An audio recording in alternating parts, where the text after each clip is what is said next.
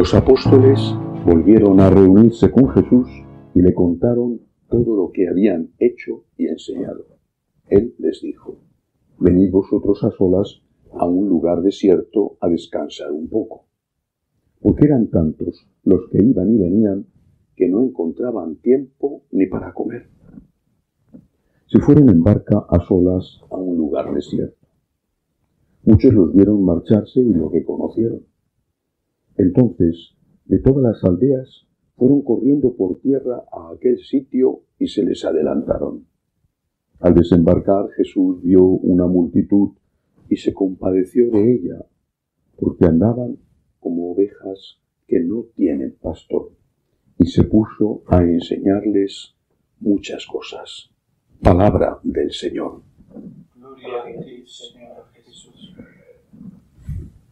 Hace ya muchos años, un teólogo calvinista protestante, Karl Barth, importante dentro de su comunidad eclesial, estudioso también de las otras ramas de la Iglesia, estudioso, por lo tanto, también de la Iglesia católica, dijo que la diferencia entre el catolicismo y el protestantismo se reducía a una letra,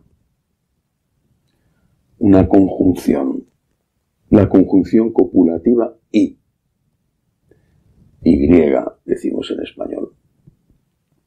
Porque mientras que los protestantes decían sola escritura, solo la palabra, los católicos decíamos palabra y tradición. Mientras los protestantes decían sola fides, solo la fe basta para salvarse, los católicos decíamos fe y obras. Y así iba desgranando las diferencias entre las distintas ramas protestantes y la Iglesia católica.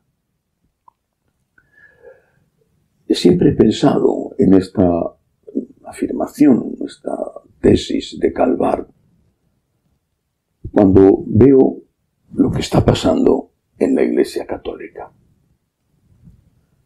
Tengo 67 años. No tengo noción de cómo eran las cosas antes de que yo naciera. Pero desde que tengo uso de razón, he visto siempre lo mismo. Siempre. Acentuado. Va a más. Me refiero a la protestantización de la Iglesia. De la Iglesia católica. No solo porque algunos, especialmente en algunas regiones, estén enseñando doctrinas contrarias a la doctrina que enseña la Iglesia, no que ha enseñado, sino que ha enseñado y sigue enseñando la Iglesia. No solo por eso, sino porque la Iglesia católica, una parte importante de la Iglesia católica, está suprimiendo el uso de esa conjunción copulativa y. Una parte importante de la Iglesia católica se está radicalizando a un extremo, despreciando, olvidando, incluso burlándose del otro extremo, de la otra parte. Si Barth decía fe y obras, palabra y tradición, eso es lo que tienen los católicos, mientras los protestantes, decía él, solo tenemos fe, o bien tenemos palabra. Esa protestantización de la Iglesia católica avanza por suprimir la necesidad, la obligación de tener ambas cosas, fe y obras, palabra y tradición. No se trata solo de lo que se ha hecho durante estos siglos, se trata sobre todo de lo que hizo Jesucristo, el cual es, para un sector de la Iglesia, cada vez menos un referente absoluto y cada vez más un referente relativo, un referente, un modelo, un ejemplo a seguir siempre y cuando no vaya en contra de las propias opiniones y a veces incluso de las propias ideologías políticas. ¿Qué hizo nuestro Señor? Y ahí tendremos que mirar siempre, digo yo. Los católicos también deberían hacerlo los protestantes, pero nosotros los católicos, ¿qué hizo nuestro Señor? Nuestro Señor era alguien que tenía un corazón compasivo. Veía personas con hambre y les daba de comer. La multiplicación de los panes y los peces. Y les decía a los apóstoles, dadles de comer. Veía personas enfermas y les curaba. Y mandaba a los apóstoles, id y curad, id y expulsar demonios. Es decir, nuestro Señor era alguien con un corazón que se compadecía del sufrimiento de los hombres, que tenía un poder que nosotros no tenemos, bueno, que es el poder de hacer milagros. No podemos multiplicar los panes o transformar las piedras en panes, no podemos curar las enfermedades, quizá porque tenemos poca fe. Pero Él podía hacerlo y lo hizo. Y nos dio un ejemplo a seguir. Siempre está sonando en nuestros oídos esta orden de Jesús, dadles vosotros de comer. Pero también nuestro Señor era alguien que enseñaba, que evangelizaba.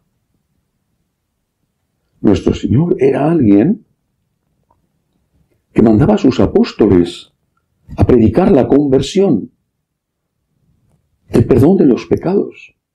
Y cuando se despidió, cuando ya el día de la ascensión dejó la tierra y nos dejó aquí el encargo de continuar su obra, dijo esto: id por todo el mundo y predicad el Evangelio a todas las naciones. El que crea y se convierta se salvará, el que no será condenado.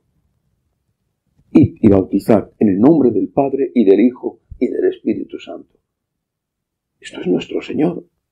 Y cada vez menos referente absoluto para un sector de la Iglesia que no quiere ver que nuestro Señor creía, es una forma incorrecta de emplear el verbo creer, que nuestro Señor sabía que el hombre tiene alma y cuerpo. Y que nuestro Señor sabía que hay vida eterna. Y que nuestro Señor sabía que no le basta al hombre con comer, sino que necesita toda palabra que sale de la boca de Dios. Esto lo hemos olvidado, o lo han olvidado algunos. Han hecho de la Iglesia una ONG que funciona como funciona, porque estamos viendo, por desgracia, a dónde han ido los dineros recogidos para ayudar a los pobres con el óvulo de San Pedro. Bueno, pero una ONG, al final, en muchos sitios bien gestionada, en otros no. Una ONG, ¿eso es la Iglesia? ¿Una ONG? La Iglesia es una organización no gubernamental destinada a paliar, en la medida de sus posibilidades, buscando dinero público con donantes, a paliar el hambre, la guerra, la injusticia, incluso llegando al extremo de enfrentarse con la injusticia, cuando existe, con las armas, con la violencia, justificando el uso de la violencia. ¿Eso es la Iglesia? ¿Esa es la Iglesia de nuestro Señor? Que no es eso lo que hizo Jesucristo. Nunca cogió un arma para matar romanos y tenía un apóstol que procedía de un grupo de celotes, es decir, de un grupo de sicarios, de terroristas, diríamos hoy. Pero le hizo dejar las armas cuando entró en su seguimiento. Nuestro Señor tenía compasión con la gente que pasaba hambre y tenía compasión con los enfermos. Pero nuestro Señor sabía que el alma también necesita alimentarse. Más aún, es lo primero que hay que alimentar. recuerdo cuando era un adolescente, estaba debatiendo en mi interior si tenía dudas entre si hacerme médico o ser sacerdote. Me atraían las dos cosas porque ambas me permitían ayudar. Y el sacerdote, que era entonces mi director espiritual, me puso un ejemplo. Me dijo: si eres médico, vas a curar los cuerpos en la medida de tus posibilidades. En fin, que tampoco es que lo curan todo, porque son seres humanos. Vas a curar los cuerpos. Y si eres cura, vas a curar los cuerpos y las almas. No, del mismo modo, vas a curar los cuerpos, el médico, obviamente. Vas a curar los cuerpos ayudando a gente que tiene problemas, por ejemplo, con la organización de Cáritas en las parroquias. Pero piensa una cosa, me dijo. ¿Qué es mejor? ¿Darle un pez a una persona hambrienta o enseñarle a pescar? Si eres cura, te vas a dedicar a enseñar a pescar.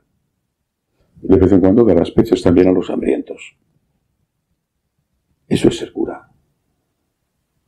Eso es la misión que nos enseñó el Señor. Es la misión que nos ordenó que practicáramos. Enseña a pescar, cura el alma, ayuda a los que te rodean, que se acercan, y a ser posible a los que no se acercan, a encontrarse con Dios. Porque si tú ayudas a esa persona a que se encuentre con Dios, habrá resuelto no todos sus problemas, pero sí los más importantes, para la tierra y para el cielo. El Señor nos mandó evangelizar. Y nos dijo, porque Él lo hizo, que enseñáramos. El Evangelio de hoy nos lo muestra. Se puso, dice el Evangelio, cuando descendió la barca, y eso que habían ido con el ánimo de pasar unos días de vacaciones, y las vacaciones saltaron por los aires en cuanto la gente se enteró a dónde iban, se puso a enseñarles muchas cosas, a enseñarles. A todos. ¿Habría entre ellos, entre esa gente, enfermos? Seguro. Y seguro que habían ido esos enfermos pensando en curarse. Habían oído que Jesús hacía milagros. ¿Había entre aquella gente pobres? Seguro. Seguro. Y quizá alguno había acudido pensando en que iba a comer gratis. Pero todos ellos, los pobres, los enfermos, los sanos, los ricos, todos ellos habían acudido a escuchar a Jesús. Porque aquella gente sabía que el Señor tenía palabras de vida eterna. Y el Señor, no sé si decepcionó a alguno, no dice el Evangelio que hizo aquel día ningún milagro, sino que les transmitió la enseñanza y les curó el alma con esa enseñanza. Les enseñó a pescar. Tenemos que esforzarnos por seguir siendo católicos, por utilizar la conjunción copulativa y. Palabra y tradición, fe y obras. Lo ha hecho siempre la Iglesia. Cuando pienso en San Francisco, por ejemplo, veo a un hombre que curaba leprosos, atendía, no que curaba, que atendía a los leprosos, con el riesgo que entonces eso significaba. Atendía a leprosos, es verdad, sí, lo hacía. Pero eso era una parte muy pequeña de su actividad. Pasaba mucho tiempo rezando en las ermitas que él había construido con sus manos, en sitios siempre bellísimos, rodeado de una preciosa naturaleza. Y su tarea cuando salía de las ermitas, cuando salía de los tiempos largos de oración, era ir por los pueblos, ir por las aldeas, evangelizando. A veces sin decir nada, simplemente con su presencia humilde, sencilla, Y otras veces diciendo aquello que el Señor dice en el Evangelio, que digamos, conviértete y cree en el Evangelio. Por eso, hagamos nosotros lo mismo. Cuidemos el cuerpo, el nuestro, el de los demás. Obras de caridad, una parte importante de nuestra limosna tiene que ir dedicada a ayudar a los pobres. Todo eso es una obligación y siempre la Iglesia lo ha entendido así, porque siempre la Iglesia ha sido católica. Sí, pero hay que cuidar el alma, hay que pensar en la vida eterna, hay que enseñar, hay que evangelizar, hay que hablar de Dios. Y siempre la Iglesia lo ha entendido así, porque siempre la Iglesia ha sido católica. No nos alejemos ni de Cristo ni de nuestra historia, para caer en la trampa de convertirnos en protestantes que suprimen esa conjunción copulativa y que eligen solo una parte, convirtiendo a la Iglesia en una ONG, a veces incluso pésimamente gestionada. Que el Señor nos ayude a ser católicos, a evangelizar y a ayudar a los que sufren. Que así sea.